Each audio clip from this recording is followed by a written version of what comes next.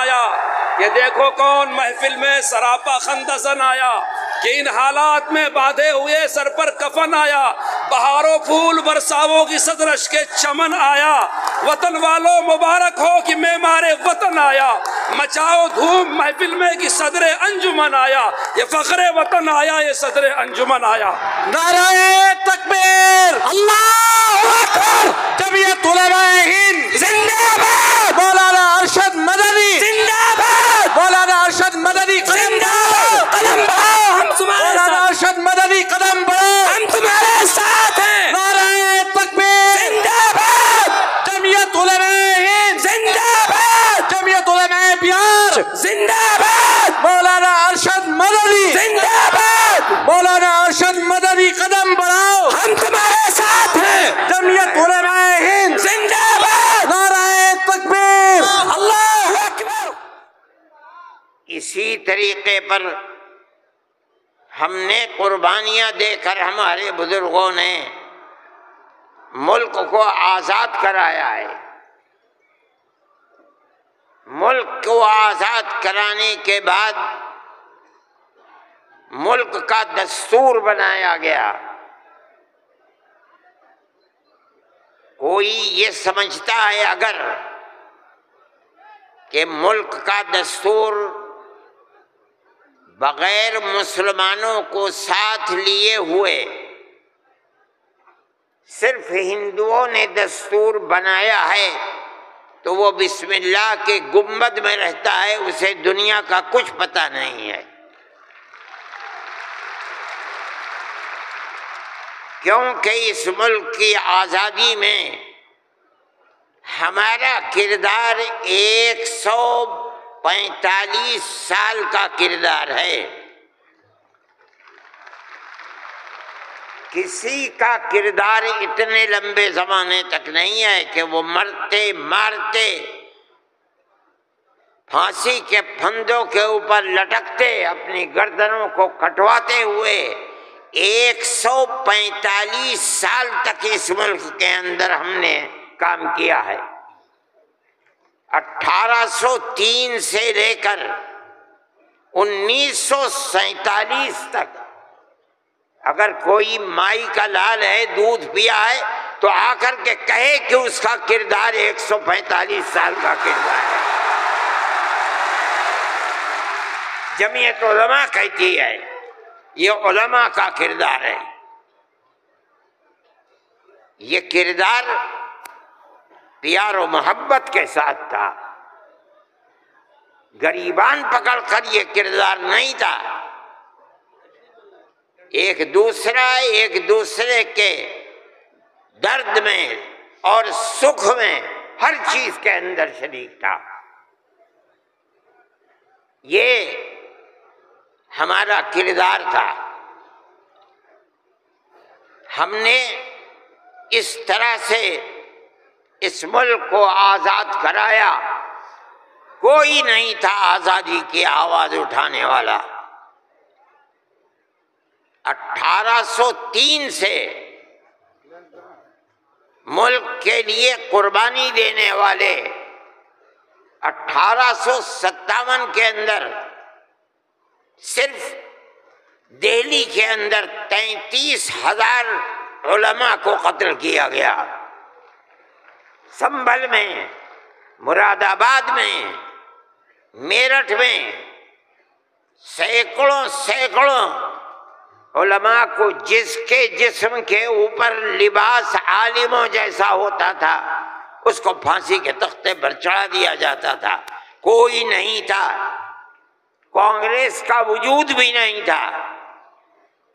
कांग्रेस तो बनी है 1883 में और 1885 में उसका पहला इजलास हुआ है।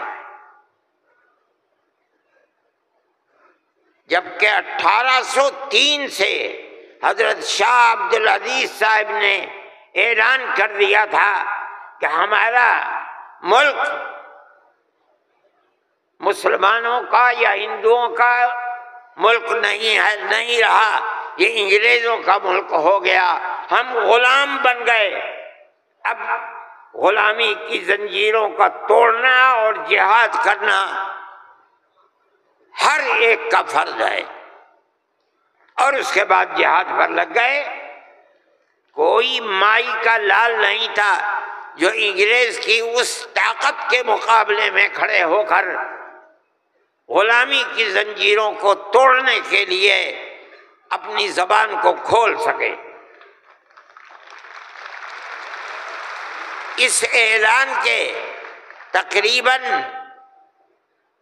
80-82 साल के बाद कांग्रेस बनी और कांग्रेस का जो मकसद था, जो आज भी किताबों में मौजूद है, वो मुल्क की आज़ादी नहीं था। मकसद था कि जो 2 जिहाद हुए हैं 1832 और 1857 में, उसकी वजह से जो मलके बरतानिया और हिंदुस्तान के बसने वालों के दरमियान दूरी हो गई है, उस दूरी को दूर किया जाए और हालात को सही किया जाए। उलमा का ये नजरिया नहीं था।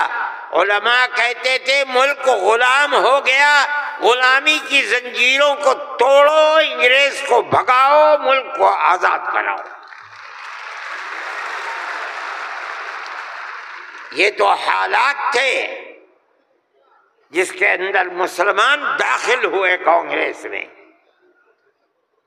मौजूद हैं, एक शख्स ने हजरत गंगोही रहमतुल्लाह अलैह, जो हमारे बुजुर्ग हैं, दारुल उलूम को की बुनियाद रखने वाले हैं, सन 1857 के अंदर जेल में बंद हो गए थे। ये समझते थे कि कत्ल कर दिया जाएगा बगावत के इल्जाम में, लेकिन छूट गए।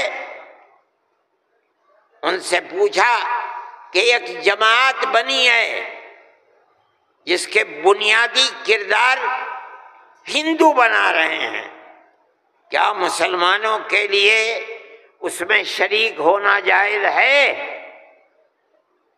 हजरत ने फतवा दिया, जिस तरह एक हिंदू और एक मुसलमान कारोबार और बिजनेस में शरीक हो सकता है, तो इसी तरह कांग्रेस के साथ मुसलमान शरीक हो सकता है, बशर्ते कि अपने दीन का नुकसान न हो।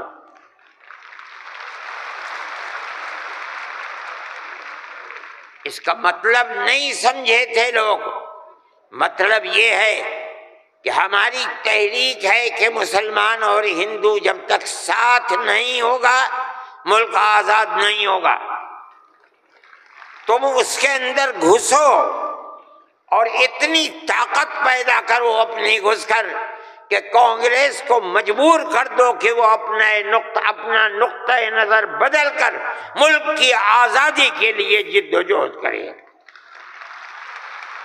चुनाचे कांग्रेस ने अपना नुक्ता नजर बदला, मुल्क की आजादी को अपना नुक्ता नजर बनाया, और फिर उसके बाद हिंदू और मुसलमानों ने शरीक होकर एक दूसरे के साथ चलकर मुल्क की आज़ादी के लिए आवाज़ उठाई, कुर्बानियाँ दी हैं, और उन्हीं कुर्बानियों के नतीजे के अंदर मुल्क आज़ाद हुआ।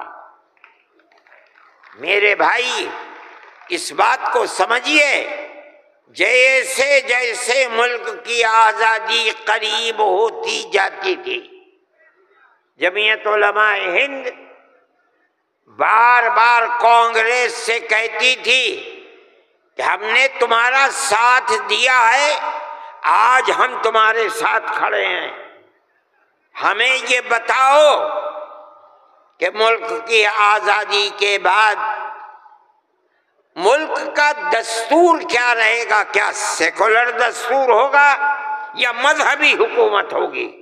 अगर सेकुलर दस्तूर होता है हम तुम्हारे साथ हैं, और अगर सेकुलर दस्तूर नहीं होता तो मुल्क की आज़ादी में हम तुम्हारे साथ नहीं हैं।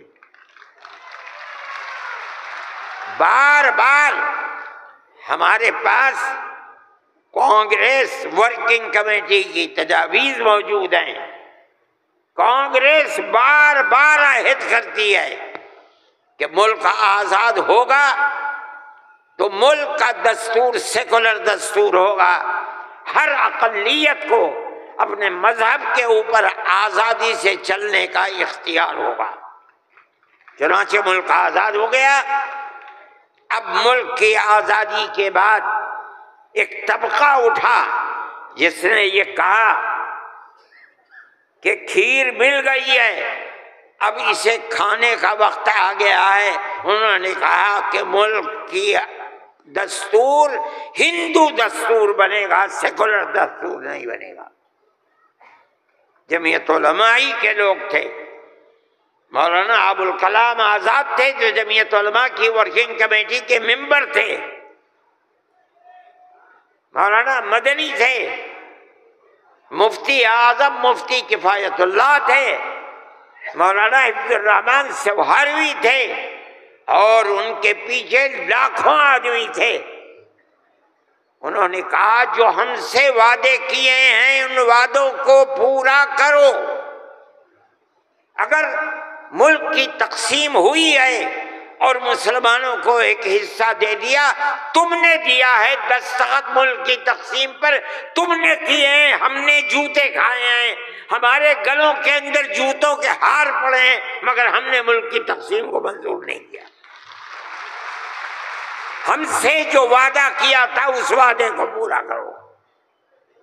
जो दस्तूर के अंदर दफात हैं कि हर अक़लियत को अपने मजहब पर चलने का हक है, ये दफात जमीयत उलमा की दी हुई दफात है, मौलाना अबुल कलाम आज़ाद की दी हुई दफात है, मौलाना मदनी की दी हुई दफात है, मुफ्ती किफ़ायतुल्लाह की रखी हुई दफात हैं, जिन दफात की बुनियाद पर हर अक़लियत मुल्क के अंदर मुल्क वो हिस्सा समझती है जो हिस्सा कोई अक्सरियत का फर्ज समझता है।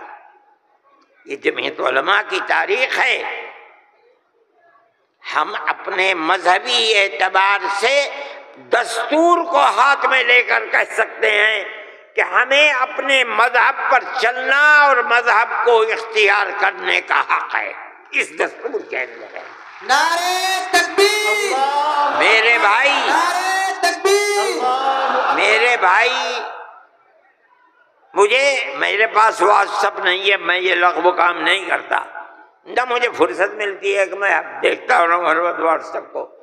मुझे आज सुबह एक साहब ने दिखलाया कि कल मोदी जी ने, वो बड़े आदमी हैं, मेरे मुल्क के वज़ीर आज़म हैं, उन्होंने तकरीर की है और उसके अंदर ये फरमाया है कि वक्फ हिंदुस्तान के दस्तूर के अंदर वक्फ कोई चीज़ नहीं है।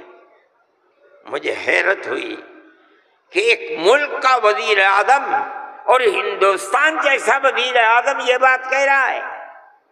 मैं कहता हूँ कि वक्फ कुरान का फैसला है, अल्लाह के नबी हजरत मोहम्मद का फैसला है, हमारे दीन का जुज़ है।